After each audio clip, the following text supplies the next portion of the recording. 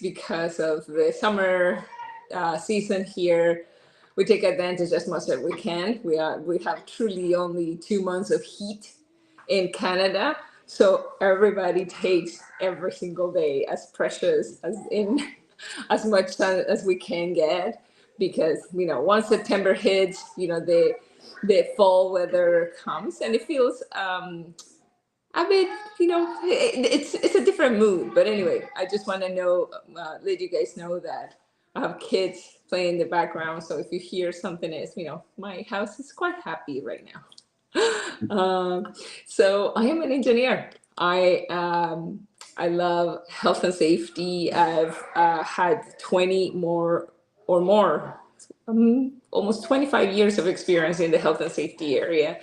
And I am so proud to be a part of a worldwide company where I can make an impact, where can I keep people safe every day and ensure that they go back to their families again and enjoy life, enjoy work, but also fell in love with LinkedIn, with video specifically. And this is how I got to meet every single one of you through conversations, through sharing updates, sharing news, sharing glitches, sharing those the community engagement, but also people who try to trick others, and let people know that there might be shortcuts they can take when it comes to create a true, authentic network that knows you, likes you, and trusts you. Just like Melanie said, and I'm so glad that I could be a part and create some change, as little or as much as I can. I'm very happy to be here. And hola Felipe, ¿cómo estás? Beautiful. Thank you, Ilya. And we always love having you with us. And when you can't make it, we just know that it's not because you don't want to be with us, it's because it's family takes precedence. And we've got Asif joining us as well. So, Felipe, you know that we always are thrilled to have you join us, especially when you join us early like this. So tell us a little bit about who you are, what you do, who you serve, and what your dream clients look like. Well, thank you very much, Roy, and it's great to see Linaire and Mel and Ilya. And Ilya, you always just brighten up a room when you walk in. You just have this energy about you. So when you're not here, it is missed a little bit, So, but for those who haven't met, my name is Felipe Cofino. I'm a passionate HR executive, career coach, founder of Cofino Consulting, and currently LinkedIn top voice for however long LinkedIn gives me that. I could go away tomorrow, but. My passion really has been around just giving back in ways that people have helped me throughout my life. And that's how I met everyone here on the screen right here was through Clubhouse, which I just realized, Linaire, you and I are not connected after all these years. I just sent you a connection request. I cannot believe after all these years, we have not been connected. I mean, we're talking about like 4 years, y'all. So, I mean, it's shocking. I'm so sorry. Right here, I mean, a little plug for a book, if you haven't read this great book. But that's just the funny part about all this is that sometimes we don't even realize what's going on. And I think this topic here, leadership, is such a huge thing because leadership, you need to be in tune to it. When leaders like, oh, I want the title. Well, guess what? That goes with responsibility of leading by behavior, by example, by making sure that you are staying innovative, that you're in tune to different personalities and different styles of learning and different types of people, and whether it's generational, whether it's personality. And that's the part that leaders like, I don't have time for that. Well, sorry, you want the title and the pay? That's part of the reason why you're getting the pay. So I just love these topics that you all bring up. And it's so great to see everyone here in the chat as well. So I'll stop there. Fantastic. So what we're going to do is we're going to do our rotational, process that we do every week. And we're going to start with Linaire, and then we'll go from Linaire to Mel, and then to Ilya, and then to Felipe. So I wanted to just also throw a little piece into the mix with regards to this invisible to influential. And what have we started? What I've found in most people is a lot of leaders believe that visibility equates to self-promotion, which is absolutely wrong. I mean, let's be honest.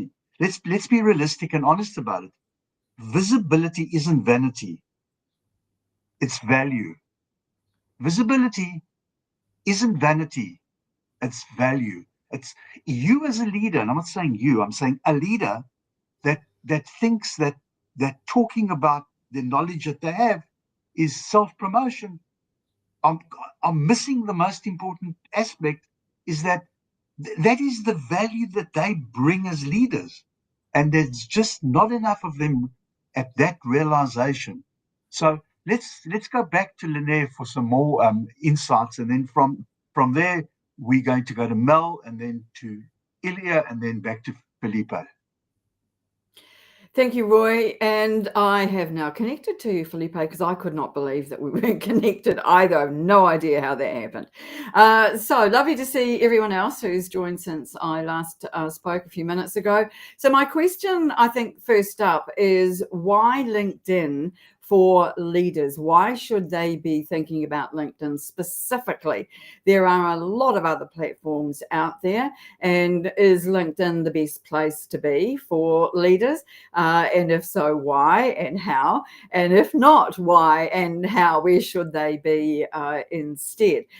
Because part of the issue, I think, for many leaders is they say they're far too busy to be worrying about incidentals like being visible online, which we would argue is really the wrong attitude to have to it.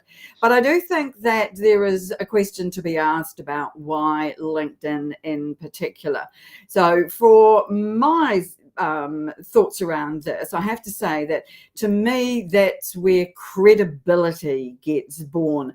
It makes you visible, and it is something that I think that comes about through consistency and contribution. Now, all of us here who are on the stage today contribute in our different ways to LinkedIn and to what's going on in the online community. So that's how we build influence. And I think that if you're not present, then people just simply assume that you are not relevant. And that in 2025, I think, is a big mistake to make. So I would like to just pose the question to everybody else, being a LinkedIn superfan, as you all know, why LinkedIn? Do we all agree that LinkedIn is the right place to be? And if so, why? Well, there's the question. So Mel, we'll start with you, and then we'll go to Ilya, and then we'll go to Felipe. I've been on LinkedIn since 2007, when my business coach suggested that I was about to do a couple of presentations at a local conference. And one of the presentations was on networking. And he knew I wasn't the tech girl, but he suggested LinkedIn so that I would have awareness of social networking, of social selling, of social media. I still had no idea why he recommended I join. It took a long, long time to be in, I think, in circles where I really understand now, as some of the relationships from 10 and 15 years ago are now in present day. Gave a webinar a couple of weeks ago. Someone I hadn't seen in 13 years saw the invitation on LinkedIn. I think it's a choice for us of where we choose to be present. And I'd like to probably stay in that lane. When you have some time, as Ilya said, and we all do, everybody's busy. We all have a limited amount of time. Where would you like to spend it? And who would you like to spend it with? So I think the presence and the awareness part of it is something I'd just like to bring up. Define who you want to be aware of on the platform, and when you want to be present, and what that frequency is. And Lanier mentioned it from a consistency perspective. I think it's the frequency. When do we have the energy to support it? So thanks for a chance to pop in and weigh in. Fantastic. What about you, Ilya? What's your thoughts? Look, this is radical, but each and every one of you have created presence, visibility, and a dent, have created your own space by simply showing up consistently and on the platform. So whoever says the visibility is vanity are those who are way below those who are either lurkers that are really afraid to show up on camera, to show up on text, to show up on images, to show up at all. So when they say that visibility is vanity, visibility is creating impact, claiming a space, creating the consistency to create familiarity. I see this face every day on my feed. I like what the person says. I like what the person shares. I might have some questions. I might have something to object, to create debate, to expand ideas and knowledge. That is what visibility is, and that is why it makes the person sharing, the person who decides to be visible, Mel, listening to be visible, to simply say, I am here. I have something to say. I have an experience. I have lessons learned in a past that combined all together has created this amalgamated mix of that makes me who I am, that gives my a specific spice, my special seasoning that I can add to a specific topic, to knowledge, to a anything that you want to share, information, a product, etc.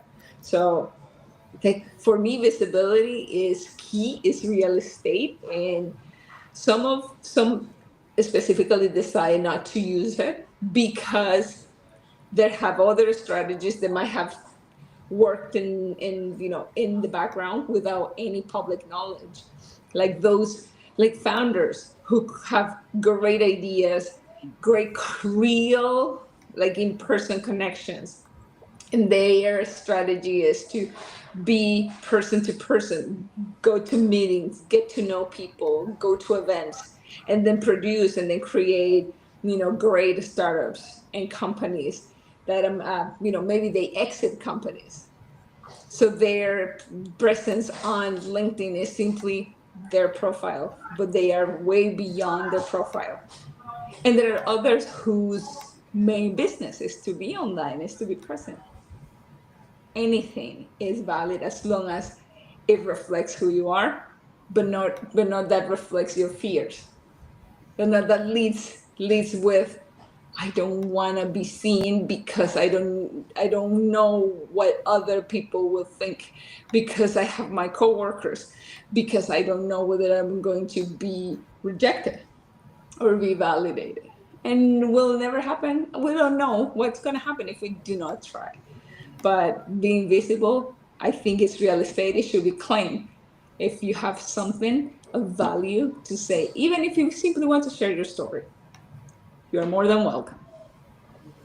Fantastic. Thank you so much. And I just wanted to recognize a number of new people that have joined us. Spencer's just joined us. Martin's just joined us. And the question that was asked by Martin was, what's the topic? Now, if you have a look at the screen on the bottom, you'll see there's a revolving blue line with white writing. And that's where the topic will always be every single week. So, Felipe, why LinkedIn? Let's hear from you. All right. Well, my mind's going while you all were talking, and that's why, as I was listening to you all, I realized if I wanted to invite people to a dinner at my home that would spark engaging conversation, this is the kind of group right here that I would want. And then it started making me think. For those of us that have been around for a while, I don't know about you all, but my parents on a regular basis would host dinners, business dinners, for clients out of town, with their boss sometimes. And if you watch the old, shows like Dick Van Dyke and all that, like that was a common thing that people would do, is they would host dinners for their business colleagues, associates, even clients. LinkedIn is taking that and made it virtual for most intended purposes. And people go out to restaurants now instead of taking them to their homes. But LinkedIn has let people in. And going to that vanity metrics, the only thing I wanted to say is, so I agree that it's not Randy when the CEO is doing it most of the time. We all know those that do it for vanity. I won't mention names right now, but besides that, think about I had a CEO that came to me because they were concerned about, am I out there too much? Am I looking like I'm doing too much self-promotion? Joel's point. This person had other outside successes they had done on their own, they've done some, speaking and other things. So they wanted to make sure that it wasn't being perceived that they were doing it for personal self-promotion, not his best interest. And I think that's where they come to HR a lot for those kind of things. Is this the right thing to do? And that kind of thing, absolutely, because you're leading the company and you always bring the company into it as to what you're doing, even if it's something that you've done outside. So to me, that visibility is only going to help. And the benefits of why, to your point, Lanier, is the networking, the building relationships, the building your brand. All those things are business needs that we have, right? But the part that people tend to forget about, because they think it's fluff, is the people want to get to know the human behind all of that. And that's why people would bring them to their homes. Yeah, you're going to be your most raw self at home probably than you are in the office. So people are going to see little quirks of you that they don't typically see. Well, they want to see that on LinkedIn too. They want to see that you're human, that, hey, you know what? You tried to do something and you had a failure and it was epic and it was a little humorous, so you shared it. Or maybe the fact that you're a CEO that is still learning and saying, I'm not ashamed to say I'm still learning because I'm always going to learn. So being vulnerable and sharing, being human, showing that you have children maybe, or you're a dog lover, those things people resonate with. I mean, you all sit there and tell me that you have a dog named Copper of any breed. I was like, whoa, wait, my dog's named Copper. And right there, we have an instant connection over a dog's name. It's so simple. So these are the things I think people need to remember, because all this leads to trust. And when you have trust, that's the magic that helps take that relationship forward, whether it's personal success or business success. And I'll end there. Fantastic. So the question that you ask, Lanier, is why LinkedIn?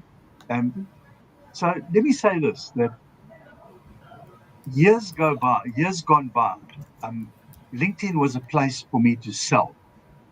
And guess how much I sold? Let's try that. And every time I tried to multiply this, which is zero by zero, I came up with the same result, another zero. When my mindset changed to my content needs to add value, the whole journey changed from then. So if you're not on LinkedIn, you're missing a trick. You're missing the free trick to share your knowledge, expertise, and others that can use your services. Now, you have two things that I wanted to say. The one is this, is all you want to be able to do is create content so that when somebody is ready to purchase, that you are right there in the front of their minds. And I have a story that I'm just going to share. It's a very quick one, amazingly enough. Is I had a phone call and an email from somebody 2 weeks ago. And they said to me, which is very, very, it's not a complicated thing. And then they hit the magical words. They said, we have been following your content for 3 years now, not engaging in any way.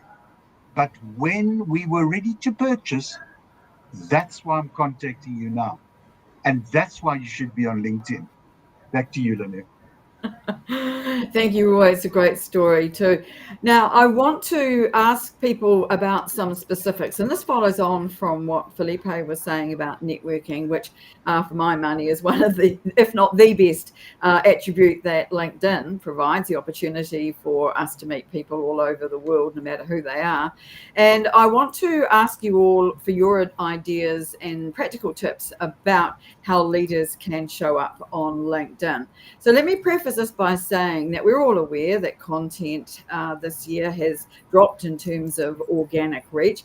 When I first started on LinkedIn, seriously, back in 2016, you could really build your visibility strongly with content. You can't do that anymore. It requires more than just posting every day or every few days now. And so we need to look at probably combined tactics and other ways of being able to get in front of the people that we do want to take notice of, us and people who, like Roy was just saying, well, after a few years, get in touch and say, you're the people we want to do business with right now. So I wanted to start this particular ball rolling about what tactics can we use on LinkedIn to suggest to these leaders that are doable for them, and that might really help them with their credibility and visibility. And so I'm going to start with long form content. And I'm going to leave video for Ilya because that's an obvious one, Ilya. So I'll leave that one for you. But long form content, I think, is a really obvious one for senior leaders to be considering. There are a lot of ways these days that we can cut corners, do things better through the auspices of AI. And so it's not nearly the long, involved, arduous task that it once was. But where I like long form content over short is that it does give leaders the opportunity to really go in depth into a topic. And if they want to be credible on LinkedIn and seen as somebody who really does know their topic, this is where they should be. Articles and newsletters. One of the reasons I love articles so much is because that you can format them, you can add video, you can add images, do a whole lot of really interesting things to make your article look absolutely fantastic. On top of which, I think that they're getting some pretty good views, particularly if you do them collaboratively. Won't go into details on that, but that really just involves talking about or having content from other people in your articles or newsletters. So for my money, long form content is a really great way for leaders to be seen and known on LinkedIn. So I'm open to hearing other people's ideas about this. So Melanie, I'm guessing you'll have something to share on this one too. I think, and thanks for your gems. I think it's taken me a while, besides the process or the frequency of going live weekly on LinkedIn, but my lane has really become the comments, the chance to reconnect. Good examples are the conversations we're having sometimes during Disruptive Business Leadership. Daniel and I are talking about ice cream, and Kenny, I just let you know, I stopped by Levi's. I bought a bunch of plates for our mini family reunion, but I think for me, I had to learn as an introvert, the place where I can chill out a little bit with sustainable energy is in the comments. And a good example is I've been on the road all week. This has been a week, 4 presentations I've done this week and attended a live event. Thursday, I felt like Felipe. Felipe, I had 5 events on Thursday. I don't know how I'm standing today. Yep. Fortunately, most of them were in the hotel that we were staying in the Capital District. But we ended up at a VIP event. We ended up at an awards dinner, and then we ended up at a post event. I think the thing is, for me, I found the comments were a chance. A good example is Roy has introduced me, besides to Amazing Martin, to Allie Urin. Allie, when I get up in the middle of the night and I'm stretching, Allie has put a comment that I need to share with a leadership client. She has an infographic. She's answering a problem that a client has asked me about that week. It's almost like the LinkedIn universe sometimes is bringing us exactly what we're looking for when we work within it to cultivate trust. I had no idea how much the comments would become my lane. I'm posting more frequently than I ever have, but that's only because it's event season. But the comments lane and a chance, yep. As Meryl would say, Roy's hitting new levels of comments. It's a place to be where you can show up as yourself when you have time to participate, when you have time to engage. Because some of us don't have the consistency. We're on the road, or you're in meetings, or you're with family like we are today. And but the comments, I think, are the lane that I would encourage people, and the direct messages. That seems to be the lane that I've been hanging out with, and it seems like it's one I'd like to suggest to anybody who's not sure where to start. Be kind, though. Be kind. Golden rule that. I just wanted to say that Meryl has put into the chat that this is the first time we've gone over 100 comments in a session, and we're only almost halfway through. So that is absolutely incredible, and that is a tribute to each one of you that is contributing to the content, the comments. It's not just us; it's you're part of this. So Ilya, tell us a little bit about what you think, and if you go off the track of video, we're going to stop you. How's that? Because you're the video queen, that's why. Oh boy. Look, finding a camera and capturing moments, it's something that I now enjoy when seeing through the lens my kids and their mischievous behavior, anything that is good. But also, Sorry, can I just, it sounds as though it's very crackly. it did. I heard the communication when Mel was also talking, so I wasn't sure if it was me, so I wonder what it I is. connected back. I can try again. I wonder if everyone can mute, other than you, Ilya, other than you. And let's just see how that works. Yeah, because I hear it. I heard it while Mel was talking, and I wasn't sure whether it was on my end or it was the entire communication. Now I don't hear anything. Do you hear anything? You still hear it? The cracking? That's weird. Anyway, video, all good.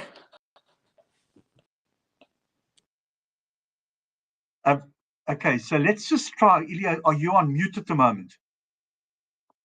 Yes. Are you on mute? I am. I was on mute a few seconds ago, and I put myself All right. on mute. Put yourself on mute a second. We'll just test it, because is this a bit better for everyone? I think there could be something wrong with your audio, Ilya. But please don't go anywhere. No problem. Okay, I won't go. Felipe, let's hear from you. What content do you what do you think is important? So for me, I always think about imagery, and I also tap into my passion, which has been photography. Since I was a little boy, everyone, the entire family would take pictures, and I would never see them. Like, everyone had a camera. How come there's no pictures? And after a few years of no pictures, I'm just gonna do it myself. And I fell in love with it, learned how to do it. And because I'm so passionate about it, I think I'm drawn to that. And it also draws me to video, not quite as much as passion as Ilya does. And if you don't know what I'm talking about, what we're talking about, go to Ilya's LinkedIn. Do you still have a TikTok page? I don't know if you did. TikTok and then YouTube, I think. But she does just great videos, and she teaches so well. But for me, it's about the images, because I think the images help tell a story for people who are visual. Not everyone is. I work with a bunch of PhD academics that they would rather have me send a long email for them to read than have a conversation. For them, it's just easier and quicker. Other people are like, I need to see and watch and do. Don't give me an instruction manual. Let me do it, or let me watch someone and then try. So I always think that it's always an added plus to adding some imagery if it's relevant. And I think for that, I used to use a lot of my own pictures. People were like, oh, what stock photo did you get that? Like, no, those are actually pictures I've taken. And then, I won't lie, just recently, and this is where I think leaders need to remember, learning new skills can spark your business or you to do something that you didn't think you were going to do. Now, Lanier is a wonderful author. I am not the strongest writer. That is not my greatest strength. Now, I will say I've co-authored 2 other books, but I've just recently started playing with the graphic parts of ChatGPT, the paid version. And what that sparked in me was it's announcing it here for the first time before I've announced it anywhere else, Roy. So it's on your show live, is that I've officially finished my 25-year-long project of writing the children's book that I wanted to write when my daughter came in from the backyard and said, "Papi, me and the dog Max got lost and we met all these amazing animals and it was so scary, but we got back okay." And I'm like, I'm writing a story about that for a kid's book one day. And it's funny how it took something like, oh, I don't want to invest the money in ChatGPT. I don't want to invest the money. I can find with just a little bit of AI. And then when I just hooked into the AI graphics of it, it's amazing what it allowed me to do. So I say that not because I drew animals and I had AI cartoonize them a little bit and make them consistent on the pages. So it still has some of my original artwork that I like to do, but why replicate and spend years to draw something that AI can help you? So that's kind of one of the benefits, is that it opens up things that you never thought, oh, I can finish this project now, or I can do something I never had a skill in. Like writing was not my greatest skill. Thank God for Grammarly and things like that. So that, to me, photo imagery works. It's a passion, and it can open doors if you let new innovative things help you. Fantastic.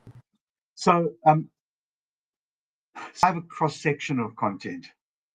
I do videos, I do carousels. Carousels is done really well. So I have this transcript from all the LinkedIn lives that I do. I've got an offshore person that creates the carousels, and they do a set of slides with the consistency of my business branding, and it's done pretty well. But that's what I do, and that works for me. My advice to leaders is start with engaging in other people's content. That's a great place to start. And I'll tell you why. When you put out a piece of content, you're inviting people to come to you. So one opportunity to get people to come to you. When you people's content, you're starting 10 new conversations. And that's a great start for people that are struggling to get into LinkedIn. And now, Linnea, your point is so valid. I mean, my content still gets engagement, not because I'm a genius, but because I'm there all the time, up every single week, 6 weeks, back and forth. So you may not be in the situation that, if you're in a situation where you're struggling to get some visibility, start engaging on other people's content, because you're starting new conversations, not in one place, but in 10 places, or 13 places, or 15 places, or 3 places. Over to you, Linnea. I'd like to go back and see whether Ilya can speak to us again Yes, now. that would be great. About video, because I think that is such an important component. Oh, look at hello, superstar. But I think it's very difficult for senior leaders to get to grips with video, and so maybe she can help us with that one a little bit. Now she's gone again. It looks to me like she's gone again. I'm not quite sure what that was all about. Anyway, I think that video can be quite tricky for senior leaders. It's almost one step too far. A lot of people have trouble with it. I also would like to put in a plug, I think, for live events like this as a guest panelist for senior leaders. They're not then holding responsibility for an event, but they can be part of it. Their networks can be part of it. And it's ideal for visibility and credibility building if they are the guest on someone else's live stream. So I do think that that's something for them to consider too. But I'd like to move on now to something else that Felipe's raised as part of his answer to that particular question, which is the use of AI. And yes, I might be able to write string a sentence together, but I can't draw or do any kind of imagery to save my life. And I've seen some amazing work done by AI from different colleagues and connections of mine that is really just truly astonishing.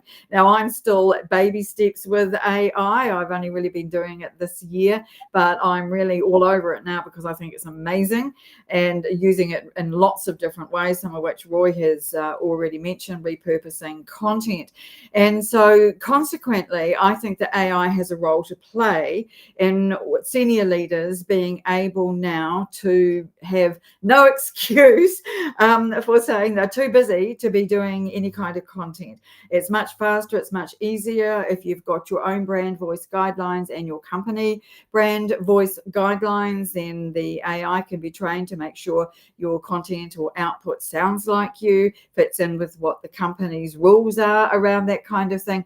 And generally, I think that it's a much easier, faster way for leaders to be heard and seen. So I'm very keen to hear what other people have to say about the use of AI by senior leaders. I'd also be interested to know whether they're even using it at all at this particular stage, because yes, it's in its infancy. None of us can afford to be left behind. And I know that Roy and I are both on all over it now. I think probably Felipe is too. So I'd love to hear from others about how they're using AI for their LinkedIn work and the role that that might play for senior leaders. Mel, let's hear from you first, then we'll go to Felipe. I have not used AI on LinkedIn yet. I am using Ask SSL, which was, I'm grateful for Bryn Tillman of Social Sales Link for introducing me to it, partially because with the lane of trust, every time I use AI and put the word in trust, it adds the word build trust. It adds the words, it adds a language that I don't necessarily use. So I know part of it is using something like Ask SSL, which I'm starting to do more. I'm using AI. I used it last weekend to write 3 bios. I needed 3 different versions of a bio. I had the words. It told me what was repetitive. It told me what I could suggest taking out and editing. And I'm starting to explore it from the perspective as a leader, as a productivity tool. I already have a team member who uses it. She uses it on the descriptions on our YouTube videos, but I haven't used it myself yet on LinkedIn. Choice.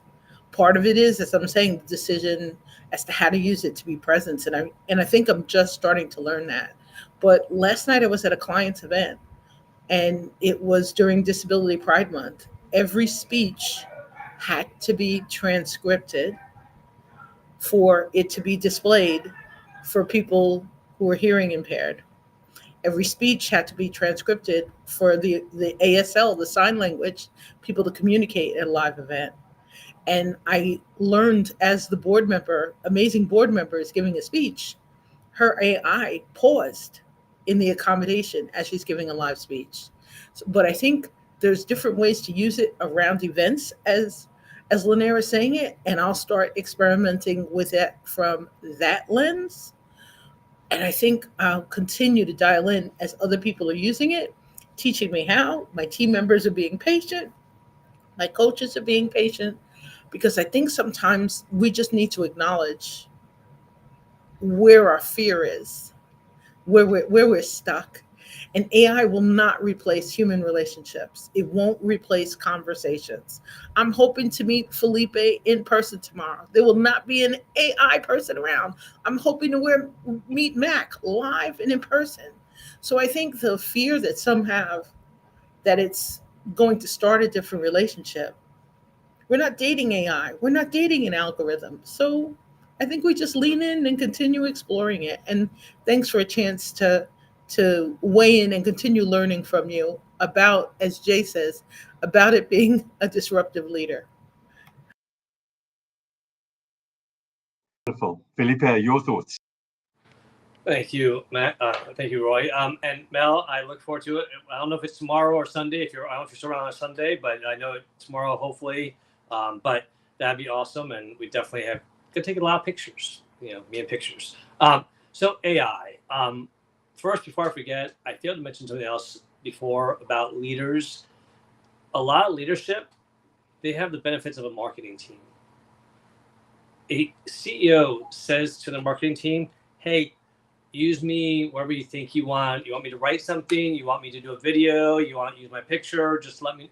That is like gold for a marketing team. They will eat that up and use that, and hopefully be savvy enough to say, hey, you know what? You're a natural on video. Let's do videos. Like, you know what? You're a better writer. Write this and we'll add a picture. Let them decide what people will resonate with best. Because some leaders make it all about their egos. Like, no, I'm great on video, and then they freeze up. But so I wanted to remind people about that, because a lot of people don't have a marketing team, but those that do, partner with them, help them create content that's going to help you in the company.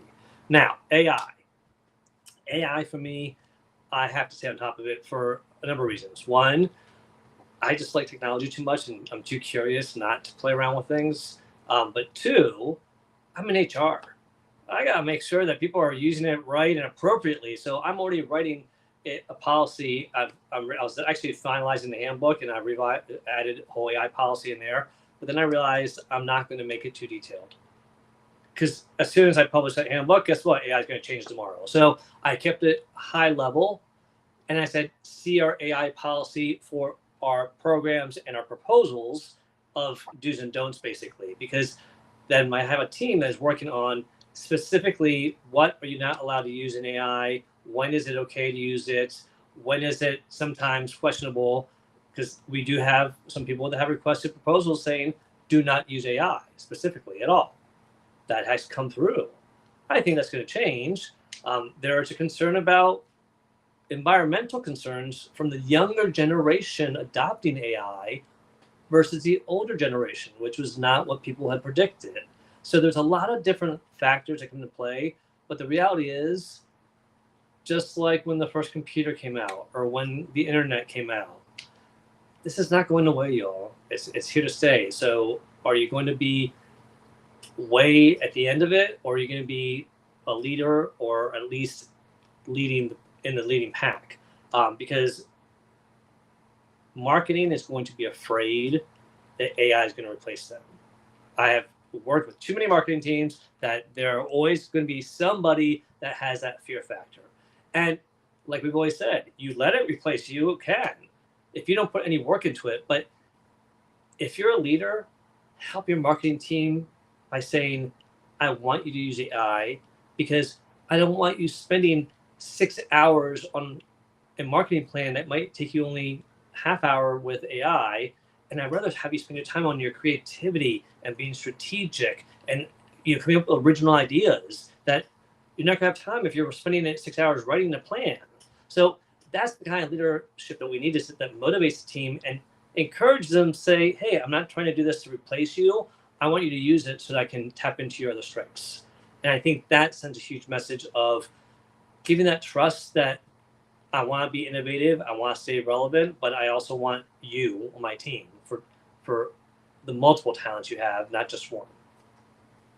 Well, if that's not a masterclass, then nothing is. So I just wanted to highlight that is such valuable insights that you've shared. So my take on this aspect, and I have embraced AI. I think it's a combination of a few things. First of all, you've got to come to the realization, not you, I'm saying generally, one has to come to the realization that AI can help us. But we still need to involve the human touch to it. So the questions that we ask AI to give us answers on are so important. If you don't ask the right, it's no good saying to AI, help me create this. Rather, give them more specifics. Because when you put the human element in first by asking the right questions and putting the right context in place, give it to AI and then fine tune it with the human involvement afterwards. So we're talking about human technology, human. And guess what? All of a sudden, tuning the value what AI brings. So that's my take on it. But I'm absolutely aligned with what Felipe said. The leaders, if they could just see the value what you've just said, that would be like a giant step forward. Back to you, Leanne. Yeah. We're coming up to the top of the hour, Roy. I know what you feel about punctuality, so I think we should start wrapping this up. We've talked about why LinkedIn for senior leaders today. We've talked about the different formats that they can use, and we've also discussed AI. So why don't we all just finally provide one tip that we think senior leaders could work with, could use to put in place to make them credible, visible on LinkedIn. And I'll kick the ball off or kick the ball rolling, roll the ball, whatever the phrase is. It's Saturday morning here. So I'll just start by saying I think senior leaders should not be scared of using LinkedIn. I think there's a lot of fear around it. There doesn't need to be. It's a very benign place. You meet some fabulous people here on LinkedIn, present company included. And so I really believe that there is a place for senior leaders to show up and actually lead, whether they decide to do that by video, by images, or by long form content. I think that there is a role for senior leaders to play on LinkedIn, and really would like to encourage anyone who is a senior leader or has the ear of a senior leader to gradually and gently lead them towards LinkedIn, because I think that it's very important. So that's my final wrap up on that. Melanie, what's yours? My final suggestion, I think, for leaders is choose a lane. If it's not your lane, as Felipe is saying, perhaps it's a lane for a marketing leader. Perhaps it's a lane for an HR leader. Perhaps it's a lane for an emerging leader. It may not be the pool for everyone. There's a comment in the chat from Spencer about how people who may be celebrating Disability Pride Month, how they interact in relationships, online, and in forums. And sometimes on LinkedIn, we need the space. As I'm delighted to have met David Pushkin in Social Saturday chat and his awareness. I'm delighted to have met Felipe, who reminded me on LinkedIn, make sure that I wasn't using bold characters because a text reader wouldn't pick them up. So I think regardless of your level of leadership, regardless of the type of leader you are, there may be an emerging leader in your organization who's ready to share their voice, and allow them the opportunity to share your brand voice, their personal voice, and to explore that as we're creating that next generation of leaders. That would be my leave behind for today. Felipe. Thank you, Roy. I gotta say, first of all, I echo what Melanie said and what Lanera said, and especially with leaders that if you're not curious, you're missing a huge quality that all leaders should have, is curiosity. Curiosity about people, about new ideas. And here, like you said, I learned a lot of that from David Pushkin himself about readers. So for me, if you say you're going to be inclusive, that means that you care enough to learn about how you can be inclusive. A perfect example, Spencer just mentioned something that happens with applicants in systems where it doesn't recognize a zero for people that are applying that are deaf. And that's highly concerning for people to have access. They should have easy access without barriers. That's something I'm going to look into, because I don't think our system has that issue, but I am definitely want to look into that, because that's very concerning. But my final thoughts about this is that I think leaders play with AI. Let's just make it simple, y'all. Play with it. Go in there, do with what I've done with everyone that's been hesitant. Come up with something simple. The moment you hear them complain about something, hey, try AI. I had someone complain about meal planning. I had them type everything in. Now they're hooked on it. Again, not for everything, but for certain things. Your CEO, your leader, hates having to write the monthly newsletter for marketing or for the staff or whatever. Like, I have all my thoughts. I have all that. I just don't have time to write it all out and make it sound fancy. Show them, hey, dump it on AI. And then reread it, proof it. It'll save you time. They'll get hooked on it. So my thing is that you can't really break it, so play with it. And once you start playing with it, you start realizing, oh, maybe I can do this. And that's what happened to me, is when I said, someone who loved drawing, who said, no, if I use AI, I'm cheating. I don't consider myself an artist, but I love to draw, so I'm not going to cheat. But guess what? If I hadn't I wouldn't have created this cover for my book that actually has the dog that looks like my dog, that my daughter looks like my daughter. The squirrel on the tree actually was a squirrel in my backyard that I took a picture of that was lying down and looked like he was just sad because his arms were hanging down. So again, let your ego, check your ego at the door, be curious, and then make a decision if you want to use it, but play with it.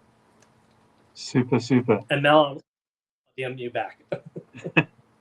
And my last thoughts are cross the bridge from passive to purposeful, from consuming to contributing. So I think this has been this session has just flown by. Meryl, I've got to first of all thank person that's joined us. We really are so grateful that you've taken the time to join us. But I hope you've been edutained today. Edutained meaning educated and entertained, because it's been a hugely resourceful session. Lynette, as you all know, as you know, and as we all know, it's a huge, huge benefit for us to have you with us. And I know that you've agreed to come and join us once a month, which is absolutely awesome. Today's session, amplifies the effect of your presence that you bring to the table for us. Have you with us, always super to have your share. I'm so ever grateful that you're prepared to join us on the stage, sharing your knowledge, experience, and everything that you bring to the table for us.